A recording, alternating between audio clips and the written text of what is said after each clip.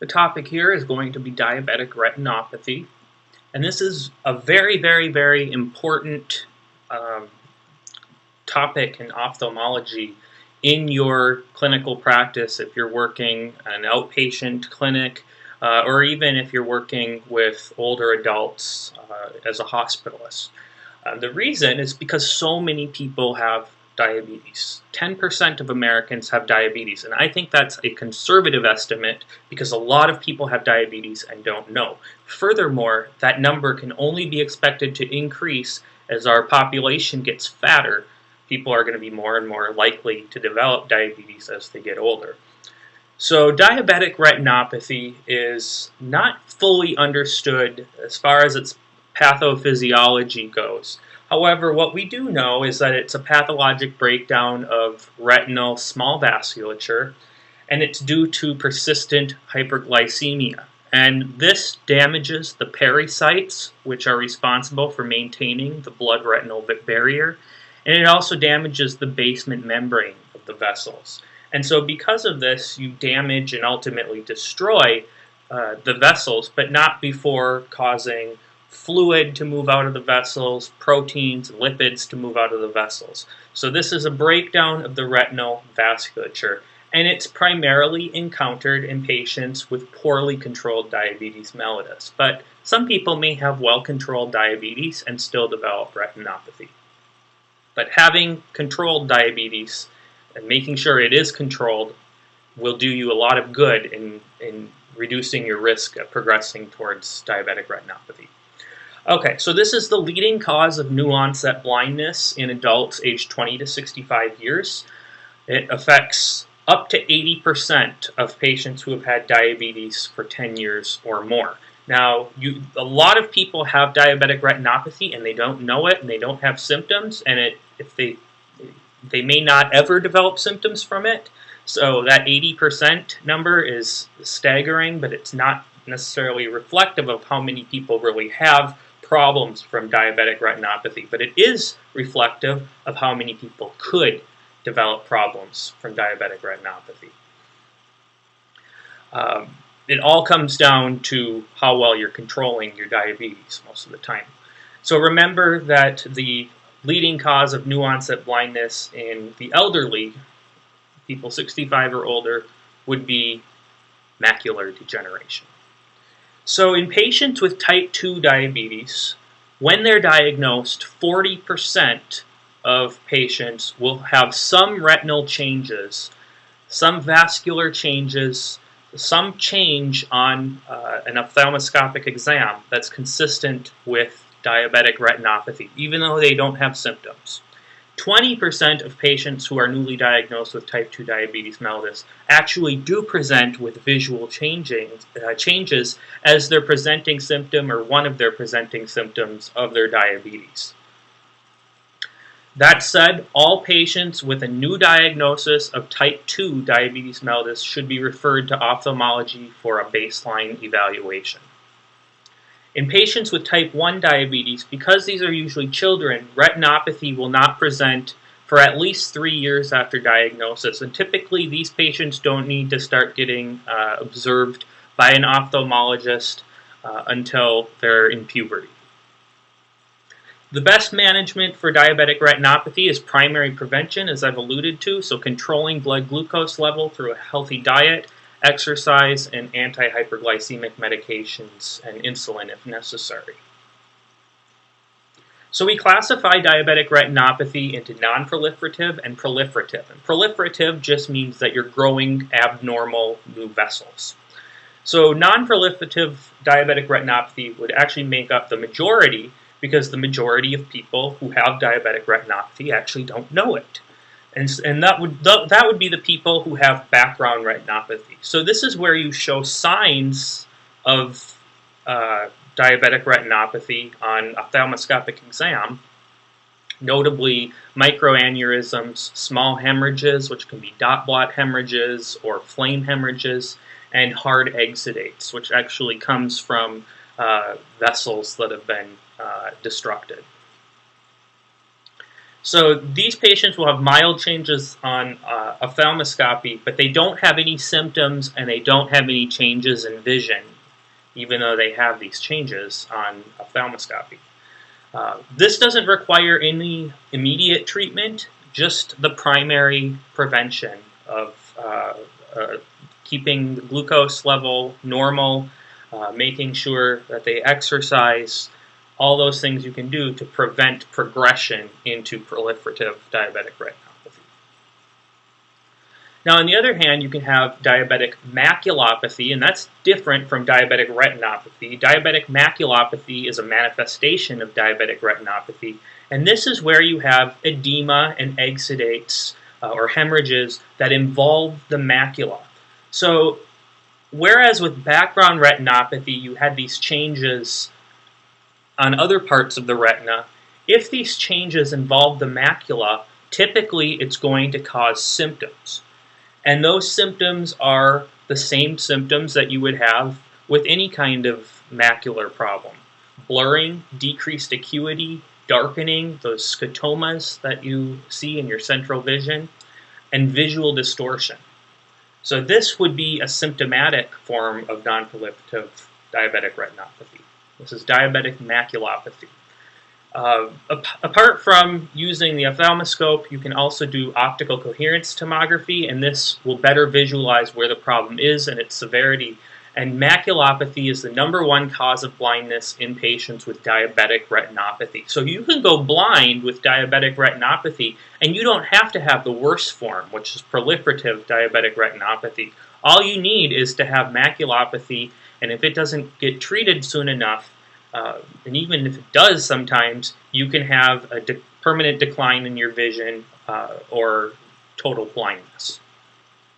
Now, the worst form is proliferative diabetic retinopathy, and this is the most advanced stage of diabetic retinopathy, and of course it's associated with a poorer outcome. It's characterized by neovascularization, which tends to be pretty obvious from the optic disc or major vessels, and because those vessels are fragile, you can get vitreous hemorrhaging, and you can also get tractional retinal detachment due to any of the fibrosed vessels that have been diseased and fibrosed, and that can be a tractional spot for retinal detachment. I'll show you a picture towards the end of the lecture. Vascular proliferation can also involve the anterior structures of the eye, notably the iris and the angle, and that can result in glaucoma because the vessels will block the angle and that will raise the intraocular pressure, and that leads to something called neovascular glaucoma. That is a complication of diabetic retinopathy, but we're not going to talk about it here because that's a topic for another subject when we talk about glaucoma.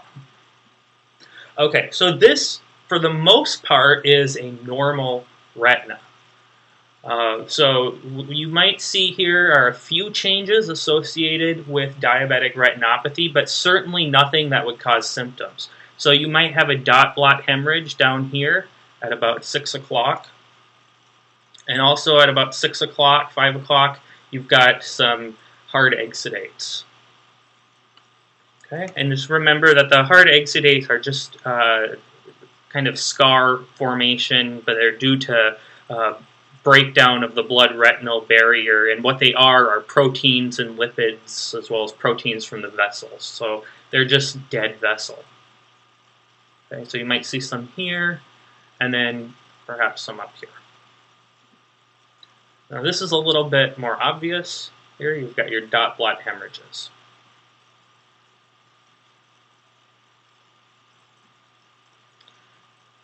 Here you have some dot blot hemorrhages all around here.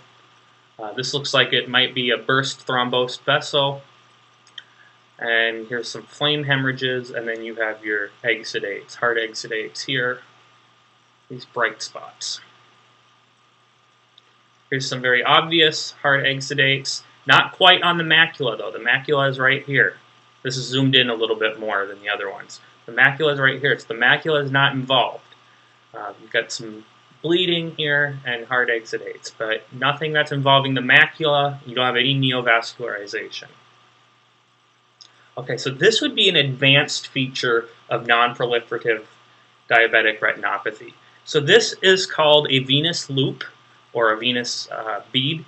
And when you see these, this is rather ominous, and it says essentially that the patient is at risk for developing, a significant risk for going on into the neovascular form, the proliferative diabetic retinopathy.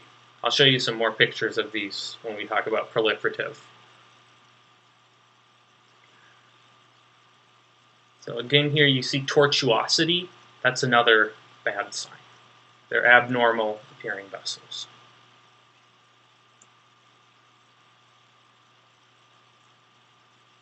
Okay.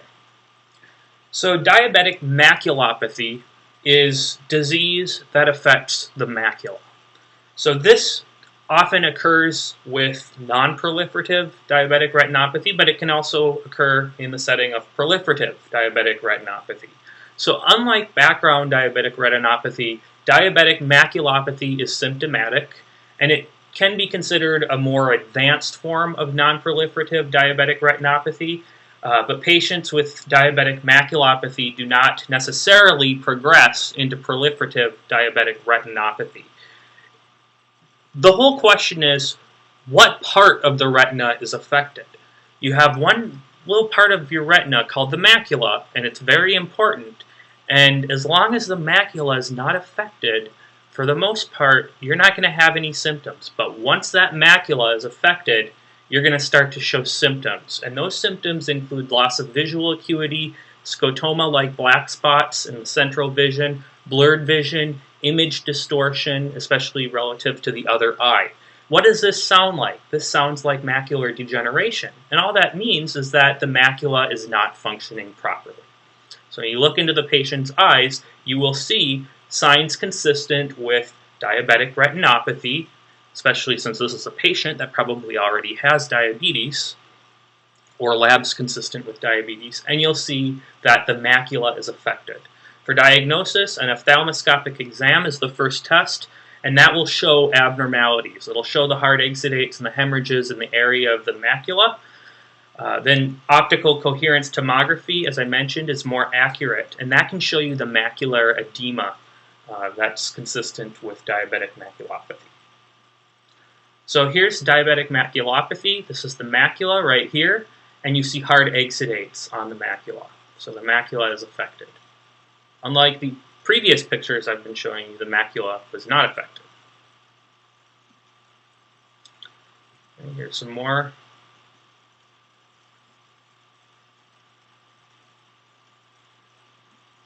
And this is the optical coherence tomography. This is the macula that you're looking at right here. And this should be flat up against the layer deep to it.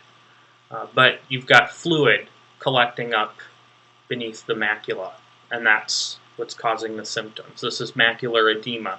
And pretty much always macular edema accompanies diabetic maculopathy, but it can be difficult to see macular edema just with your ophthalmoscope, unless you're a master ophthalmologist. So this is a good way to confirm your diagnosis. If you have a picture like this one that doesn't necessarily show a whole lot of abnormalities on the macula. Most ophthalmologists will do this test in patients that they suspect maculopathy. So the way this is treated is by laser photocoagulation. Sometimes they use intravitreal VEGF inhibitors, or they can use vitrectomy if there's consistent problems with bleeding. But diabetic maculopathy is primarily treated with laser photocoagulation. And as usual, primary prevention will continue to be important in these patients. Proliferative diabetic retinopathy is the most advanced stage of diabetic retinopathy. In this case, native vessels have endured damage to the point where new vessels are forming. And proliferative diabetic retinopathy is characterized by neovascularization, and that can occur anywhere from the optic disc to the major vessels and beyond. Hemorrhaging is very common, microaneurysms, dot blot hemorrhages, And vitreous hemorrhage can be present as well, or it may also be the presenting symptom in some cases. With continued vascular proliferation, new vessels can progress to the anterior structures and they can block the angle of the eye. That can lead to glaucoma. Dead vascular tissue can fibrose and can act as a source of traction, and that can lead to tractional retinal detachment. The symptoms of proliferative diabetic retinopathy can be blurred vision, and that can be either from vitreous hemorrhage or macular edema. Floaters, and that can be from if there's any kind of vitreous material or any blood or material in the vitreous, that can cause floaters. Difficulty with nighttime vision. Symptoms of complications can be present. So if you have retinal detachment, you can have photopsia, floaters, visual field deficits. If you've got neovascular glaucoma, then there can be pain, photophobia, and you can see neovascularization of the iris, and then you can also see conjunctival injection with that. Like I said, we're not going to talk about these complications. We talked about retinal detachment. We'll talk about glaucoma pretty soon, where I'll address neovascular glaucoma. But these are some of the complications that can come up, and with proliferative diabetic retinopathy, you can have symptoms of complications as presentation. So the way to diagnosis, of course, is through ophthalmoscopic examination, and typically patients with diabetic retinopathy, we're doing an ophthalmoscopic examination on them every year, or the ophthalmologist is, and so we're charting their progression. And that ophthalmoscopic examination is necessary to establish the diagnosis, along with other tests like visual field tests and acuity exams. Another thing that can be done is ocular tonometry. If they show signs of glaucoma, that measures the intraocular pressure if glaucoma is a concern. The treatment for proliferative diabetic retinopathy is pan-retinal photocoagulation. And this tends to be the first line treatment. However, other things can be done, especially this new treatment. It came out within the last 10-15 years at most, and that's intravitreal VEGF inhibitors. And what you're doing is you're injecting VEGF, which is a product that inhibits vascular epithelial growth factor, and by doing that, you will inhibit the growth of new vessels. And so this is an injection that's put into the vitreous. There's another, I'm trying to remember, I think it's triamcinolone, which is a steroid. That can also be used, but usually the intravitreal VEGF inhibitors are used if you're using medication. But pan-retinal photocoagulation, I would say, would be your answer on the USMLE if you get a question like this. So this is proliferative diabetic retinopathy. You can see here you've got what look like those loops here, and then here coming out from that you've got neovascularization. And this is pretty close to the optic disc. And of course you've got bleeds, dot blot hemorrhages. This is severe proliferation. Here's another one. So you can see there's a locus of proliferation, neovascularization here. Some neovascularization coming out of the optic disc. But the macula is spared here.